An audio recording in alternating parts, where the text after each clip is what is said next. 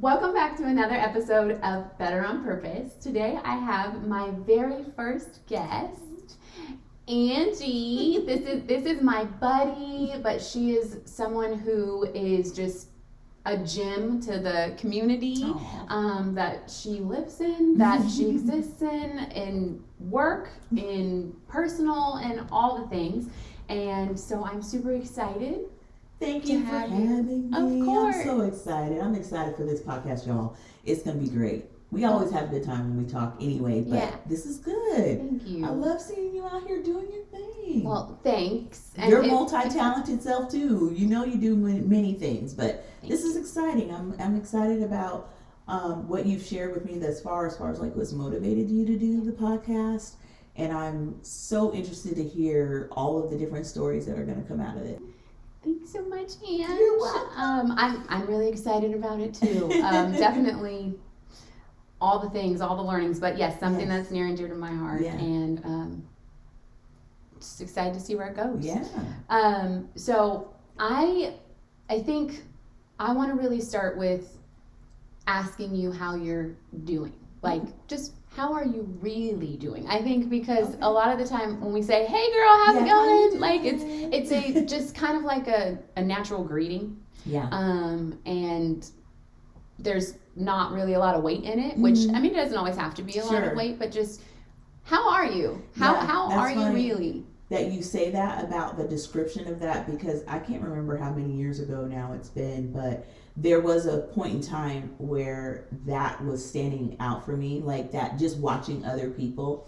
And then for myself too, how quickly we will say, "Oh, I'm good," or "I'm fine," or "It's all right, girl," you know, whatever. And part of just adding a bit more intentionality to life, I literally just started answering people pretty honestly.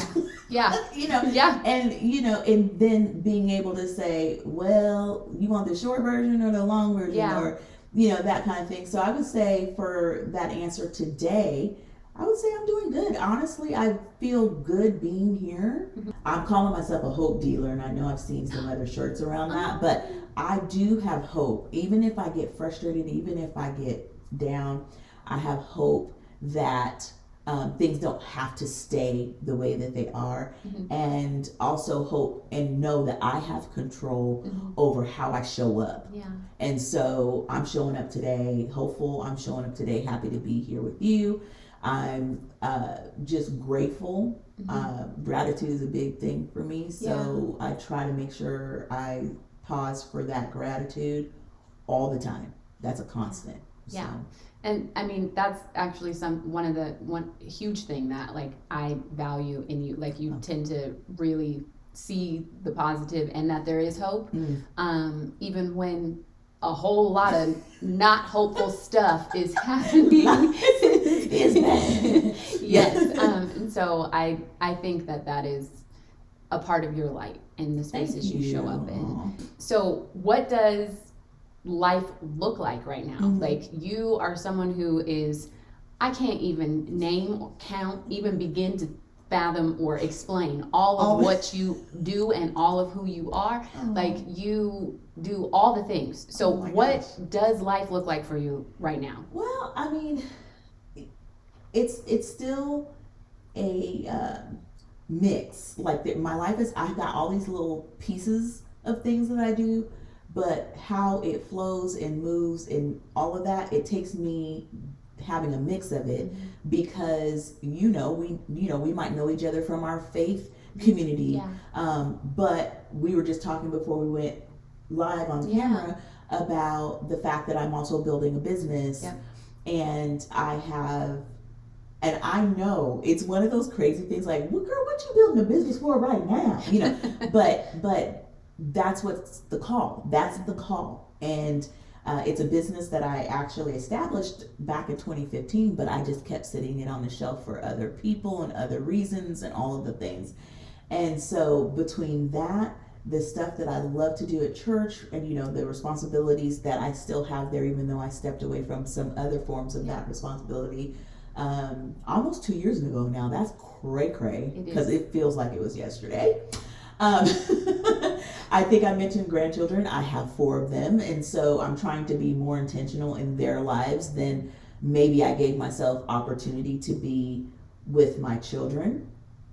My kids will tell you that I was there, right? Because that was the life that they lived. But I know there was a lot of time where I prioritized my work over that. It wasn't like I sat down and said, my work is more important. That's not what happened. But it's the way that I chose to live and how I chose to get down that I didn't make other choices that I could have made. So now, when I saw it, I caught it enough time for my daughter when she was in high school, but missed it with my son because he was like, they're 4 years apart. So caught him in her high school year, so I was able to be more involved with some of the things that she was doing and actually create more space and opportunity for her to do more, because I don't even think they had a chance to do stuff based off of what my schedule was like before that. And so now I get to try to be that for my grands, but at the same time that I'm doing the other thing. And I'm a daughter, I'm a sister, even though life is hard and things aren't looking the way we wanted them to look.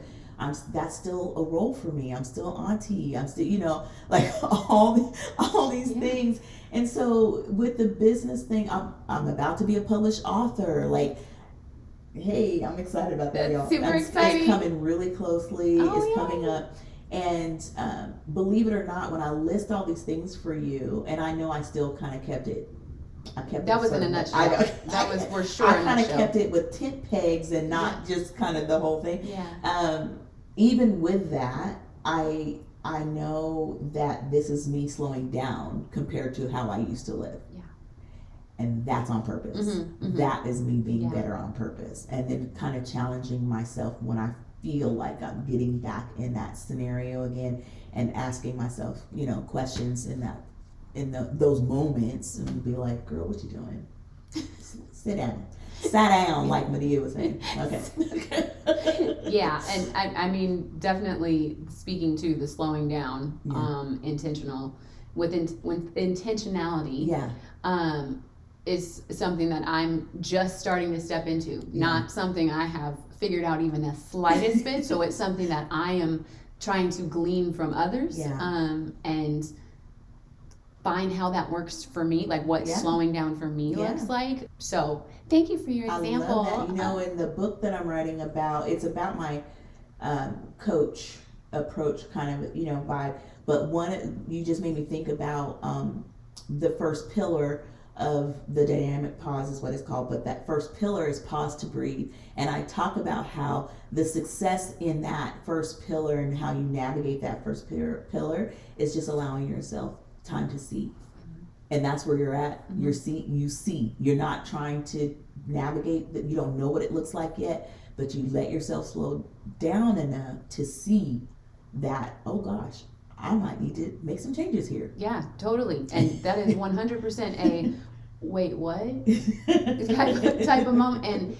And now how? And what does everything else look like after that?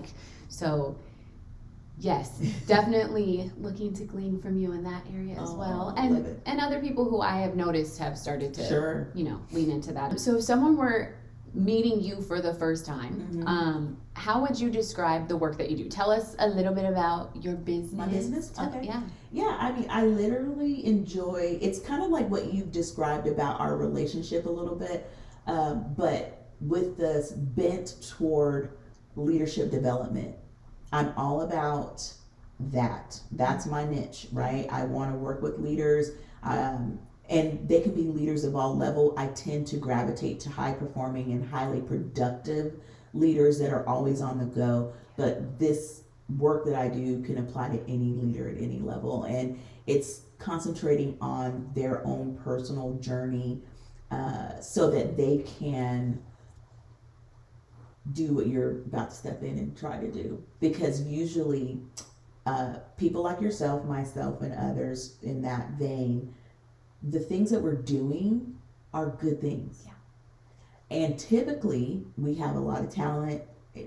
Whether we knew we had it or not, we're not afraid to go touch something that we've never touched before, end up figuring it out. People think we've known it our whole lives, and we just really have not. And so But what that does is it creates this scenario where the momentum is always high, and the reward is high too in a lot of ways, and you're getting rewarded from the new knowledge. You're getting rewarded from the Atta girls that great jobs, and you're getting rewarded for yourself. And it ties to different things for different people, but for some of us it ties to this idea that our value isn't the same if we're not producing like that. If we weren't as talented at some things, we probably would have learned a lesson already. Right. But because we kind of figure things out and just get after it, it just really gives us a place to hide. So I like to work with leaders and give them the permission to pause and just explore what it means to lead, but also who am I and where's my leadership flowing for? Where did I build that philosophy toward leadership in the first place? Did it include me? Did right? Did it include me? And then as we walk through that whole process and that journey together, then ultimately, finding that place where they're getting to realign with their core purpose, and even if it's resetting that purpose. And I get to do that in a lot of ways. I get to do that from one-on-one coaching or consulting stuff. I get to do that in a group setting, working with teams. I get to do that from doing conferences or workshops, or even trainings. I've been doing a bunch of trainings recently. Like I just did one this week on conflict management for managers. Right? So it's like necessary. Yes. Love it. But yeah, real talk. Yeah. No, definitely needed 100% in all the areas, professional, relational, all of that. So, every bit. Yeah. So where do you feel like you are carrying the most responsibility in that? Well, as an entrepreneur and, tagline solopreneur, you understand that, like you don't have employees yet or anything like that. So of course the responsibility is there, but I get to choose that weight, right? So I think the places where I would say things feel like heavier would be more personal, like with home. I'm of the sandwich generation. Ooh, where you're what's that? You're at the place where you're taking care of parents, but you still have, you're still close enough to be very influential in your children's lives and grandchildren. My kids are way grown, y'all. They're way grown. So I'm not raising them anymore, but we're just kind of in that space where it's still critical to both the generations before you and after.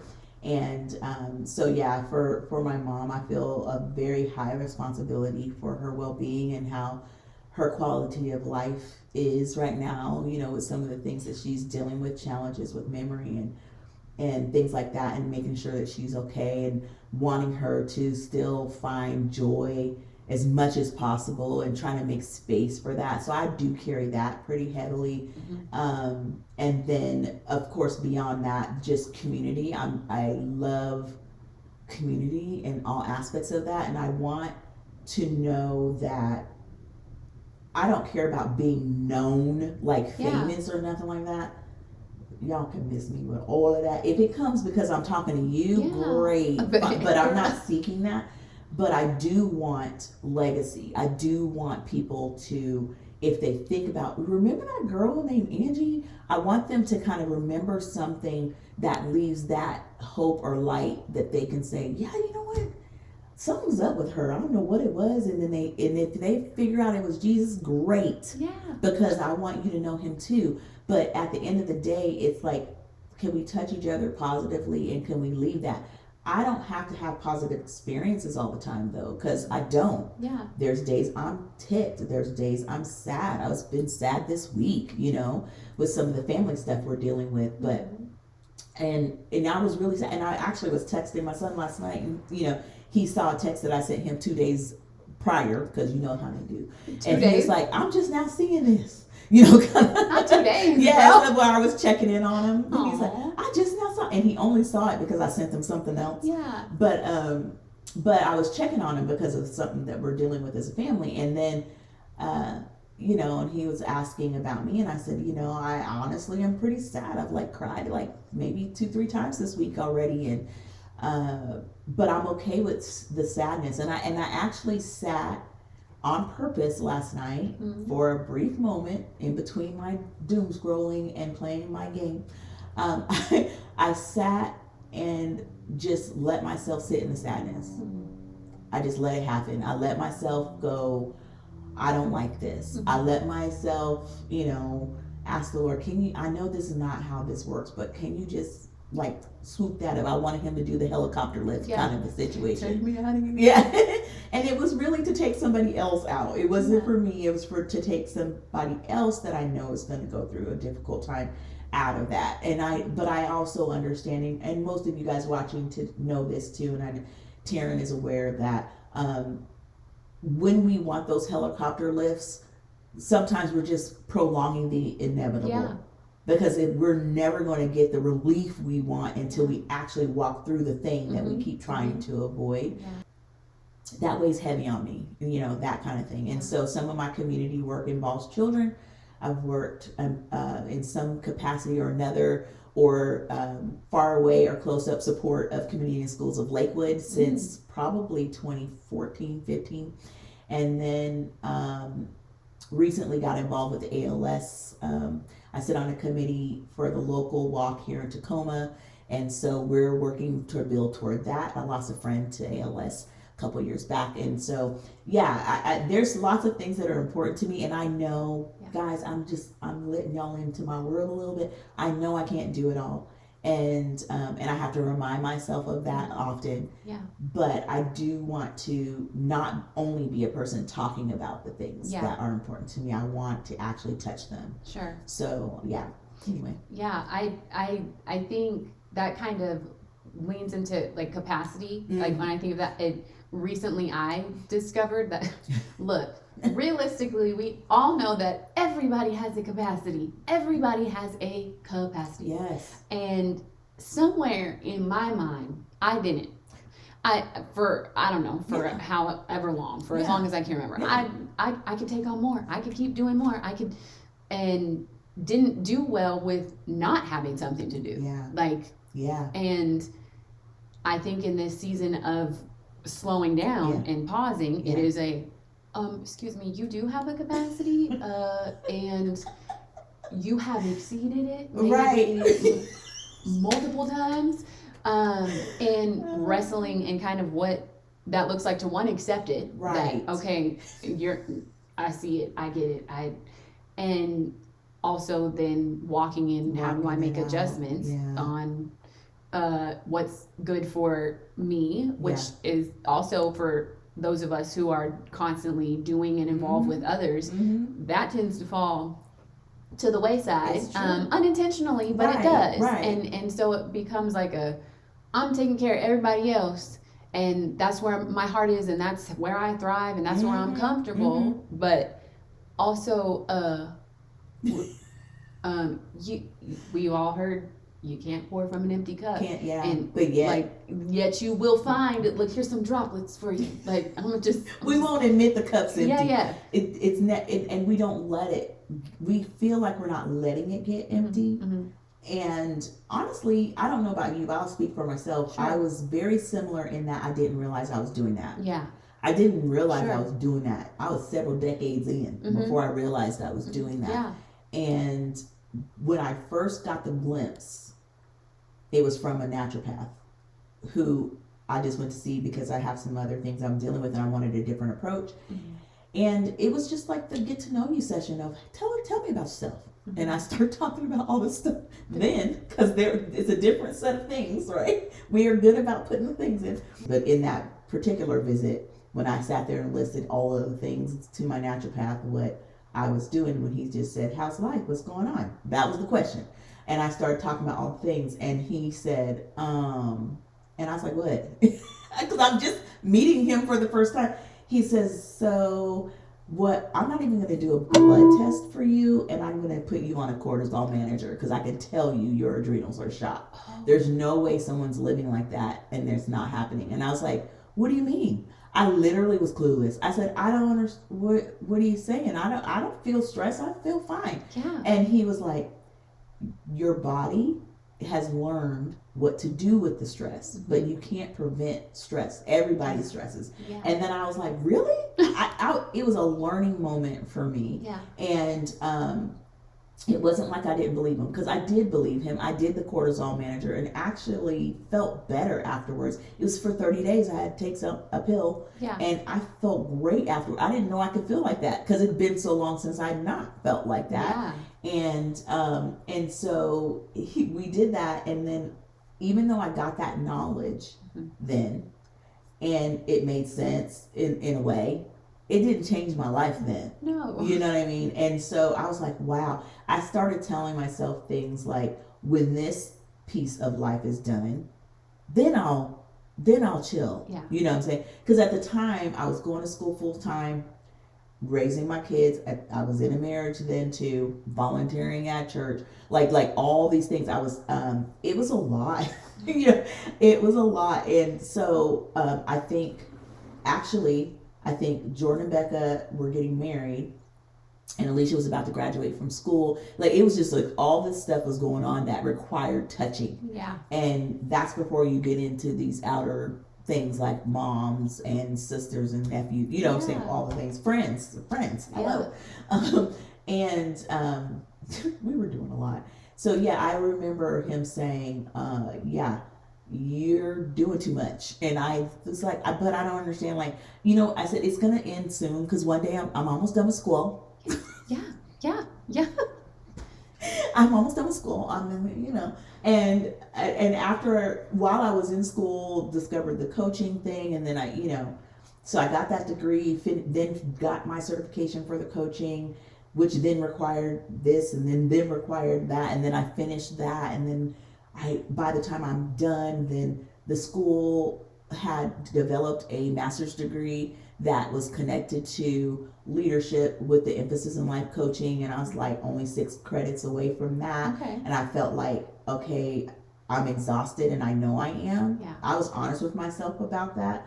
But I felt like that my rested self, my rested Angie, that I was like, I'm going to be rested in a couple months, and then I'm going to be mad that I didn't do it. And then I'm never going to do it again, I'm going to be rested it in a took couple me months. 10 years to do it, I'm saying, all the things. I had all the reasons. And so I just pushed on through, pushed on through and finished that master's. And I'm grateful for it. But at the same time, like, what price did I pay? And then, what price did I continue to pay? Because those choices, a lot of those choices were for me or my family, but some of it was outside of that. It still played into how I did my day job. It still played into how I viewed my relationships with my friends or whatever. And but then later we get past some of that stuff, and I really realize how much rise to the top in my capacity has to do with other people. Yeah. So when I tell you this pause thing, I'm not teaching it to people or telling people or walking people through that from a observatory. Like, I'm doing it from a place of literally walk through it, because for different reasons. And I hope that my gift is to people that I can offer this to them before they have to crash and burn like I did. Like, because I crashed, some of it of my own doing, some of it not. Kind of perfect stormy kind of life situations and things going on from the place we all went together before is one of the things. But a lot of things went down, and I think that was the straw. That because there was other stuff already going on. And so I felt like I got it brought to my pause because that was the only opportunity I got knocked down. So it's like, when you're down there, what are you gonna do?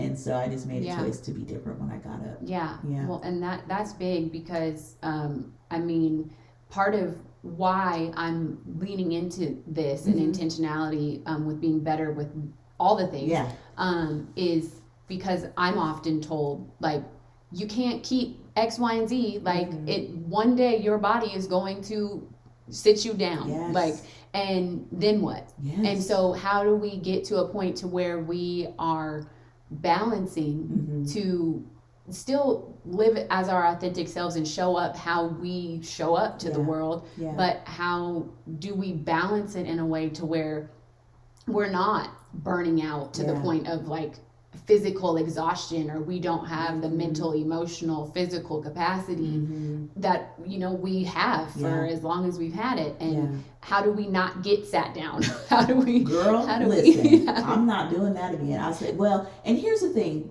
some of the stuff that happened to me, like I said, I didn't choose it. It's just stuff happened. Life, but I think what you mentioned earlier is key.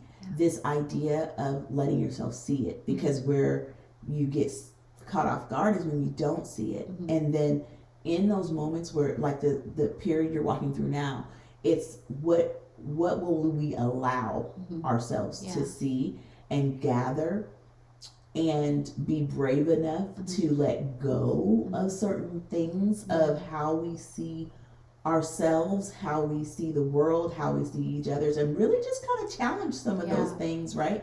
So that you're not necessarily making a decision through the same filters as before. If we are willing to even say, maybe I'm going to adjust my filters, that's freedom right there. Because we don't know the answer yet, but just being willing to adjust the filter, come on, that's a little bit of freedom that gives you a little oomph in yourself, like, or just something to look forward to on the other side. Because even when I made the decision that despite all of the perfect storm of whatever that was going on, that I wasn't going to get up the same, I had no idea what that meant. Or look, I just was determined that it was going to be different. That's all I knew. And then I just kind of, I don't know what that means. I don't know, you know. But also knowing the other piece of that component was seeing myself from a different vantage point. And am I brave enough to reimagine me in this world? And what does it look like with Angie still being herself? Because, you know, like we talked about, like I love to be able to be there for people and give and all the things. What does it look like to be her and then still choose you? Because you have to be able to do both. And in that, because we have trained not only ourselves, but we've trained the people in our lives to be used to this person. It gets a little scary to think that I'm going to ask them to now meet someone else who I don't even know yet. And guess what? That's what we're asking. And actually, we're not even asking. We're just showing up that way. And you know, and again, being hopeful that they're going to walk down whatever road they have to, because a lot of times the road that people's reaction to us showing up in space different is evidence of the roads that they need to walk out themselves too. Because some of our partnerships and relationships, friendship, whatever it is, engagements, work, like how we chose our positions was based off of a different way that we saw ourselves. So we're switching that up, and then maybe we don't leave work, but we show up differently at that space. People are going to be looking at us like, you know, who do you think you are? Wait, where's Angie? You know, kind of a vibe. And I did get some of that. I have a core. You know what I'm saying? Like, your core is you love doing for others. You really do. That's a real genuine thing. But also in your reimagining, it's okay, I love that, but does that mean I need to be doing that every day from sun up to sundown, never considering myself in this picture, and what does that look like? And we're not mean or, you know, whatever, but sometimes, like, is it deserved? You know what I'm saying? And not that every action has to be deserved. I don't believe in that. I believe in giving people abundance. Just like I hope that people will treat me a certain way sometimes too. It's like, I ain't got it today, so I hope y'all still love me, right? But at the same time, when we know it's like it's turning into a harmful thing, and I put myself in a lot of harmful situations. And it always kind of, once I was in the game, I played the game all the way. Like, this is, you start thinking about why, you know. Right. And when you're spending your time doing that, you aren't thinking about yourself enough. But we are thinking about ourselves subliminally, because what we're doing is we're trying to craft our little own perfect existence. It's not perfect, but for us it is, right? Our little existence that makes us happy. And it would make me happy to see you happy. So I want to do this, right? Or it would make me happy to see you whole. Because I think I tend to do that more. I don't really get down with happiness. I don't chase happiness too much. I don't mind experiencing it when it shows up, but I don't chase happiness. I think wholeness is what I like to seek and want people to have, because I feel like we make better decisions from wholeness than we do from happiness. Yeah, I think that's really insightful. I often lean towards happiness, but honestly, happiness is fleeting. Yes. Like, so it's like and it can be one of those things where if I'm checking this box and checking this box and I'm doing this and I've accomplished this, and you find a sense of accomplishment. I've done it. Oh my gosh, it feels so good. Like it's literally like a dopamine hit. Yes. And in that, as soon as that moment has passed, if you're chasing happiness, if you're chasing the dopamine hit, when that moment's over, it's like you're coming down off of a substance or something. It's like a crash. 100%. And so the next thing you find yourself doing is chasing the feeling. And it's like, and it's like, so what else can I do? Who else can I help? What else can I be for this person? And I think it can then lead, maybe not always, but it can often lean into that place of, well, this is where my value lies. I need the validation. Sure. Yeah. That I have done this, and this. This person is happy. This person is happy, and thus I am happy. And if there is no happiness, or there's not that validity brought to it, it's like, okay, so I didn't do something right, or I need to do more than what I did. Right. And so it's, if you're chasing the happiness, it's like, I made them happy. Them being happy made me happy. Yeah. And then what happens when they're not? Because life is life. Like, so we're not always happy all the time. Well, we're talking about wholeness and shooting for wholeness instead. Over happiness. Yeah. And just to touch back on that is as you talk through shooting for wholeness, as someone like myself who often shoots for the happiness and hadn't really thought yet about wholeness. That's actually something that's kind of like new to me, as far as for me kind of a thing. And so I tend to lean towards happiness and checking boxes of, have I made them happy? Have I done something that has, brought on happiness? But the thing with happiness is that happiness is fleeting, and it's attached to a situation, it's not something that is always and forever. Right. And trying to recreate that situation to be exactly like it was before, and to hope to get the same outcome, which rarely happens. And you know what I'm saying, we'll assess it over and over again, but it rarely happens that way. Yeah. And I think the thing that has come to mind over and over and over for me in the last several months is that chasing happiness and achieving happiness is a dopamine hit. It is literally oh my gosh, that felt so great.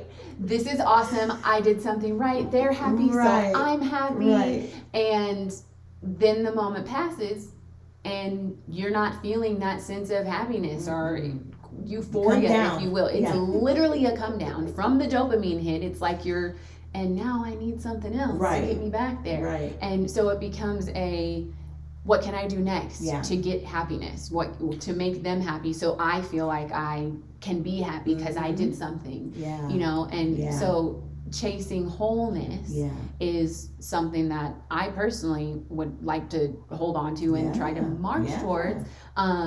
Not something I'm great at right now. Something I don't know that any of us are completely, but I think it's the idea that we pursue it is good. You know what I'm saying? Because not pursuing it is not the answer for sure.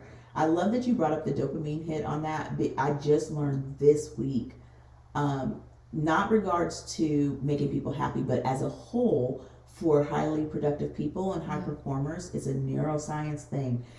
That dopamine hits us when we solve problems, when we solve things. And so the number of tasks that we put out in front of ourselves when we're completing those things, and some of them involve making other people happy in that task getting completed. But it is a dopamine hit every time, and it was talking about not getting addicted to that, because it literally does stuff in our body to live on high like that all the time. Because even if we do find the next thing and the next thing and the next, which is what we typically do, and it's just not cool to live at that, because it ends up doing something to us, like we said, and it's the uncomfortable feeling of sitting still, and I say sitting still physically but also metaphorically, is real. It's an uncomfortable feeling because we're not putting the next thing in there to manage. Well, and it's like, okay, well, I'm supposed to be doing something else, and our body's slowing down, and whatever happens when the dopamine's not running, and we're off to the races to get it again. And it is, again, it's not just what you're chasing as far as bringing happiness to other people. It is those accomplishments, even within in yourself, something that you're naturally good at, and or something you enjoy doing. And I worked on this project, and I didn't know how I was going to get it done, and it was this whole like, and then I did it. Oh my goodness, I did it, and then it's like, what else can I do? Right, you know, right. So. It's short lived. I'm glad you said that, because I found myself. Some people that I care about too have encouraged me to slow down enough to celebrate like the little things in between.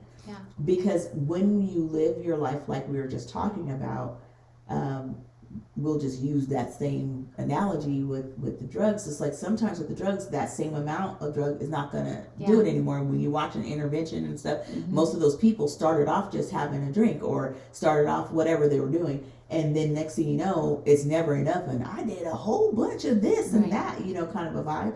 And I think we can find ourselves in that too if we never have a true end spot of where that accomplishment that we're seeking. If we don't really have a true ending, then you don't pause to actually celebrate these little spaces and that are worth celebrating. And even if no one else does, you celebrate it for yourself. And so I'm really challenging myself in doing that more, and really stepped into it hardcore for 2026. Like I've just really decided that I'm going to do these moments where I'm like, okay, stop, Angie. You know what you just did? You just signed for your publishing of your book. I'm gonna stop right here, and you're gonna celebrate this moment. Or even it's like you just turned in your last edits. You know what I'm saying? Like whatever it is, and those feel big to me, because I'm just they like, are what? big. They are big. But at the same time, for even smaller things, you know, like figuring out something that I didn't know. We were just talking about that. Google University, YouTube University have taught us a ton. And, but, you know, figuring out things that you didn't know that is either going to help you or help someone else, and stopping to celebrate that as well. And, wholeness. As we talk through things that we are learning and have learned and we're navigating, trying to be better with intentionality, is what have you found that you needed to unlearn? Ooh, yeah. Like an old pattern? Yes. Or like... What I realized is I had to interrogate. That's what it was. Like, where was that coming from? What was... Because I've been doing it my whole life that I can recall. So it's like, where was that coming from that I felt like I needed to say yes all the time to everything? And what I think it developed out of literally being like older child. Certain things were already my responsibility. And so it is what it is. And then I actually like learning stuff. So yeah, cool. But I think it really took root because I didn't like saying no. And so I had to go back and look at that. Why was that so important for me to not be able to say no to someone? And it would vary depending on who it was, but I was so uncomfortable with the no's that I was willing to say yes to everything. Okay, so there are good things that came out of that, and there are negative things that came out of that. So some of the good that came out of that, and I took it with me for a long time, lots of decades, is that I learned so many different things. So sometimes you tease and call me a unicorn. You are a unicorn. I developed the unicornness from saying yes to a lot of things and literally actually learning stuff, right?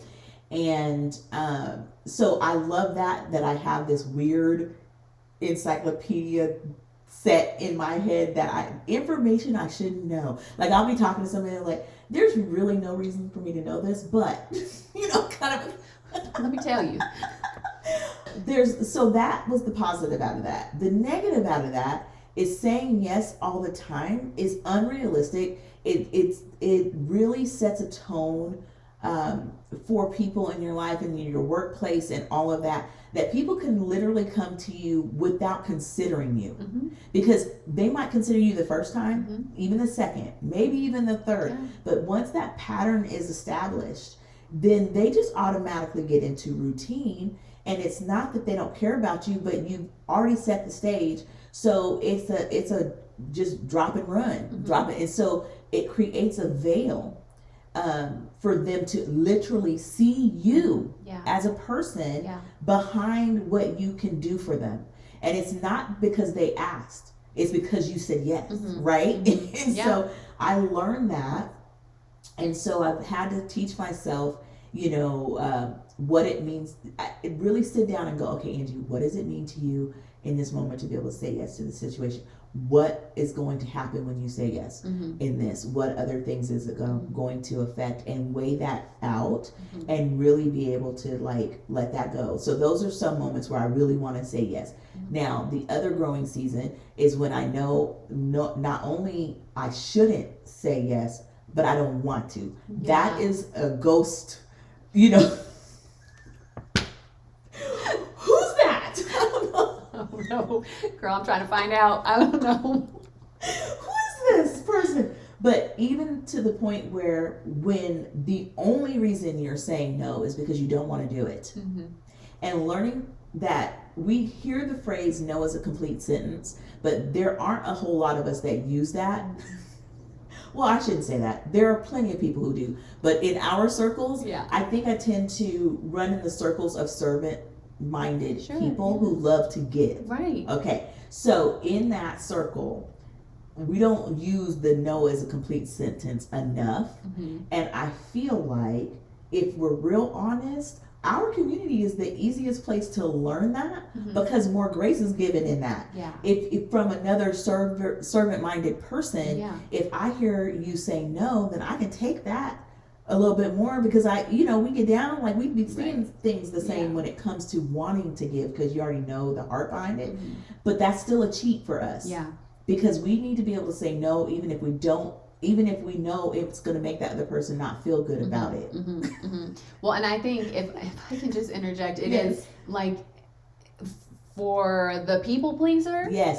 And the person with the huge servant's heart and all the things. It is literally like, well, if I say no, it's gonna let them down, and then does that make me less dependable in the future? Will they never ask me again? Like, is all of the spirals. Let me go on and get a little biblical for you. Go ahead. Let it be so. Okay. If someone walks away from you and never asks you for anything again because you said no at a time that you really needed to say no, then you gotta go. You know what I'm saying? Because here, let me give it to you this way, and this is not a good thing because I don't want to help keep you in that headspace. There's gonna be somebody else who will take your. There's always people needing stuff. It's like unending. No, real talk. Like it's unending. There will always be somebody people needing stuff. Sometimes we're the ones that need stuff. We just need it differently, and we just happen to get a lot of the stuff that currently that we would put in a need category tends to come from our action of doing something for other people. So really it's a crutch, and we really need to get to know ourselves a little bit better. So let's transition into what does on purpose mean to you right now? Well, I think my word for, I would not even going to say just the year, it's been my word for the season of life, is intention and intentionality. And really trying to challenge myself to do things on purpose, meaning intentional, because everything, like I want everything to be intentional because coming out of that whole season, some of that what we dealt with and all that, and there are pieces of the puzzle that went, and I really realized in my self-assessment that I was just like going with the flow in so many places and areas of my life. I wasn't choosing, I was just rolling with it. Everything was just rolling with it. And I, in therapy and things like that, journaling, whatever, I've done my journey back on to kind of see where that originated from. And that's fine, knowing where it came from and how I got there. But I wanted to make sure I didn't just make that a continued habit. And I don't care that I'm already at this age that I am, cresting half century, pushing forward. Here we go, right? I don't mind that I'm making that decision right now. But that's what on purpose means to me. That's what better on purpose means to me, because I feel like if I'm intentionally present, intentionally moving, intentionally engaging, that means that I get to choose and have some more choice in my life. And I feel if I walk in that choice, I can own that choice, and then I can kind of like decide what I do with it, all of the things. I agree with what you say. And that is actually, the word intentionality or intentional or intent has come up a lot for me as I've leaned into working on better on purpose. Yeah. And in no way is it ever supposed to imply I'm better than. No, it is I am better or working on being better. Doesn't mean I'll ever achieve perfection, because we won't ever. Ever. And nor should we be striving for perfection. And who decides what perfection is? Right.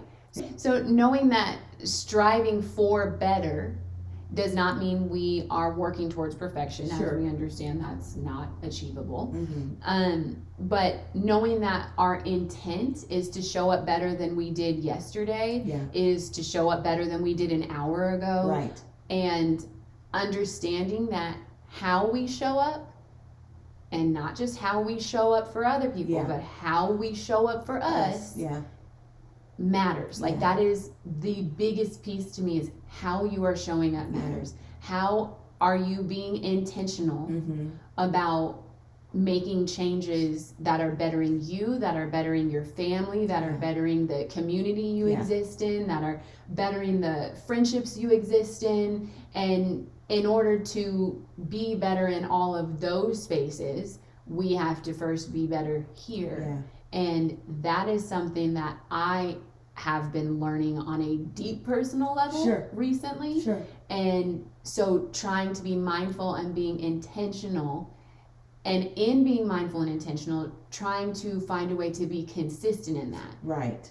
And when you're not consistent, though, understanding that being better is knowing, cool, that's a learning experience. 100%. Right. 100%. And I'm not going to let it be the end all be all. No, it can't. I'm going to let it be you're human. Do better next time. 100%. After you have made a mistake, after you have messed up, how you show up next, that's what matters. And so that I is very much in alignment with what you're saying. I was sitting here thinking about your business, your other business. My other business. While you were talking, and again, you've always been the type of person that you love creating, you love making things, you care about what something looks like. But at the end of the day, if you were to go back and revisit, just you, not me, because I don't know the business, but if you were to go back and revisit how it was when you first started to where you are today, the things that you are creating and the expansion and the things you learned, I was teasing you, you were teasing me about how I was tying all them balloons with my finger for my grandbaby's birthday. but I'm saying this is something that it wasn't wrong. Yeah. But you learn you don't need to do it that way, right? Right. So I say all that and use that example because I want part of your journey and people listening who might be traveling the similar journey that you are, because our goals and shooting for perfection, even when we say we're not shooting for it anymore, some of our grading system is still the terminology we use and what we're doing is still stuff that was used in that perfection pursuit. And I'll give you an example. When everything is either it's always right or it's a fail, and that's not true. Good. You see what I'm saying? Yeah. Yeah. So I wanted to pull an example like what I just said to you, because me tying those balloons with my finger, it was not the best solution. I was up all night, right? But it wasn't wrong because the balloon needed to be tied and they, or else I wasn't going to be, whatever. But in your professional experience and the things that you've learned along the way and the tools that you've gotten and learned about and know about, you can do what I did in hours in 5 minutes.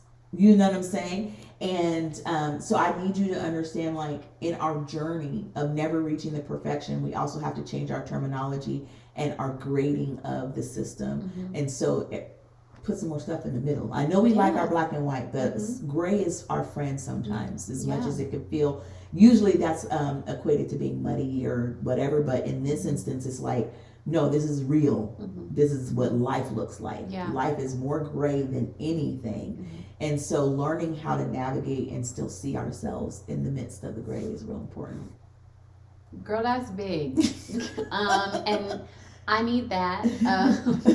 I need help. and that's really why I'm starting to have these conversations, because I feel like there is so much to be gleaned from others who they are maybe better at this than maybe we are in this current season. Not that we can't also be, but it's in those conversations of, one, maybe I hadn't even thought of it that way. Yeah. Two, okay, maybe I had thought about this, but I don't know how to operate in that. And this person has had success in that area. Mm-hmm. And this person, depending on your relationship, can hold me accountable. Or can help guide me or help be an example. And so having these conversations, I feel like are necessary and needed. So one thing I would like to ask, as we all are kind of navigating this season where the state of the world is very heavy. And it is a lot. And a lot of us don't know what to do with it. And the feelings that come with it, like sometimes feeling like what power do I have in this? What can I do? How can I change this? It's really easy to lean into the pessimistic side or just hard to find the hope in it. So what would you say to someone who is in a heavy season, whether it's the state of where the world is now or whether it's something they're wrestling with personally? What would you say to help? Well, I would say name it, for one, because a lot of times when things are real heavy, like they are right now, it's hard to actually name the thing that's really bringing you down. Like, we'll use the state of the world or the state of our country per se.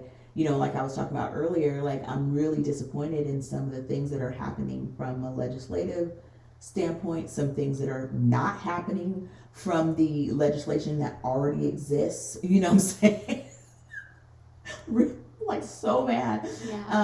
But when I sit in some of my grieving and some of my mourning that situation, it has really brought me back to people, right? So I think about people like my mom or my dad who's passed now, but I also think about some of the people maybe we've read about when we were growing up or that we're learning about in our adulthood because their lives were hidden from us, essentially. But when I think about the people who lived before this stuff, and just how they, in the midst of all of that, they saw themselves and they were just great. They still spoke truth. They still somehow were hope dealers. They still were putting it out there, something that they personally may not get to touch themselves. They were living as if it existed already. Mm-hmm. And so I would encourage you guys to, even though we're disappointed, we don't have to pretend like the stuff isn't happening. We're going to avoid apathy, right? Because we can get like to where we don't, why bother? You know what I'm saying? So we're going to avoid that. But we're going to ask ourselves, what can I do today in the community that I'm in to leave my mark, that despite all the things that were going on, I lived. Yeah. We need to live. That's how we fight back. That's how we push back. That's what we do. And so you guys live your lives, live out of the truth, live out of hope, assume that you have a light and assume that it can make a difference. And for the people that can see you, the people that can hear you, be light to them. Yeah. Thanks for that nugget, Ange, and that encouragement is definitely needed. Mm-hmm. So I'd just like to ask where our viewers can find you. Oh. Where can they find you on social media? I'm on all the things. All the things. This little Gen Xer on the high end is even on TikTok. Ooh. No, I'm on all the things. You can find me on Instagram at Ataruka Coaching, on YouTube at Ataruka Coaching, and that's where you'll find the podcast as well, The Dynamic Pause. But I'm also on Spotify, Apple, and that kind of stuff. Awesome. Yes. Yeah. Make sure you check out Angie's podcast. Make sure if you are in leadership and you need coaching, she is amazing at all the things and she will get you dialed in. And thanks so much for joining us today on my podcast, Better on Purpose. I hope that you guys are out there taking care of yourselves and taking care of each other and keeping in mind that how you show up matters. Catch you next time on Better on Purpose.